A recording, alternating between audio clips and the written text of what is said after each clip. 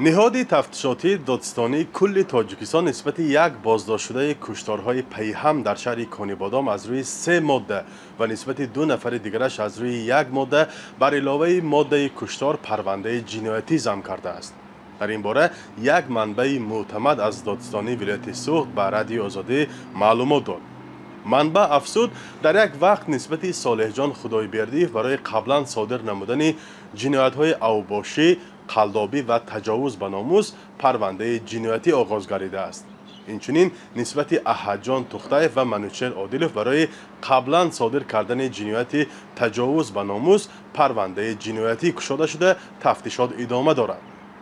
این عیبنامه ها نسبت بازداشت شدگان در حالی است که صالح جان خدایبردیف قبلا با ماده های رسانیدن ضرر میانه به سلامتی و علاقه جنسی و دیگر حرکت دارای خصوصیت شهوانی با شخصی که هنوز به سن 16 سالگی نرسیده است گناهکار شده و با حکم دادگاه محکوم به زندان شده است. اینچنین احد جان تختایف و منوچهر عادلوف نیز قبلا با جرم علاقه جنسی و دیگر حرکت دارای خصوصیت شهوانی با شخصی که هنوز به سن 16 سالگی نرسیده است عیبدار دانسته شده طبق حکم دادرس حبس گردیدند. دادستانی کل تاجیکستان روز 21 دکبر خبر داد که در پیوند به کشتارهای پیهم در شهر کانیبادام که اهالی را در حالت ترس و نگرانی قرار داده بود 4 کس دستگیر شده است.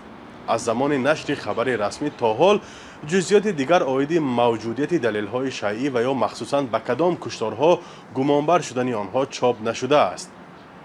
در این اثنا همصحبت من از دادستانی ولایت سوخت گفت در رفت تفتیشات پیشکی معلوم گردید که صالح جان خدایبردیف، احد جان تختایف، منوچهر عادلوف و بختیار روشنوف برای کشتار اعضای عائله های نعمتوف ها، شاکروف ها، مجیدوف ها و دیگران با دلیل های رد نشونده نشانداد دادند.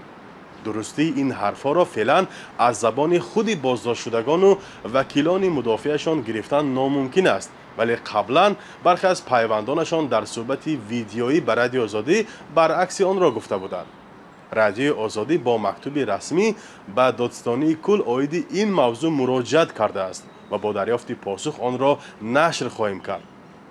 به حساب رسانه ها از ماه مارس تا دکبر امسال در شهر کانیبادام دست کم 7 کشتار اعضای عائله ها رخ داده است که در نتیجه بیشتر از 20 نفر کشته شدند. در هر یکی این کشتارها از 2 بیشتر عضو یک عائله کشته شده است. تنها در یک ماه آخر در این منطقه ولایت سوخت دست کم 10 عضو 3 عائله در شرایط مرموز به هلاکت رسیدند. فرزا محمدی، رادیو آزادی، شهر خوجند.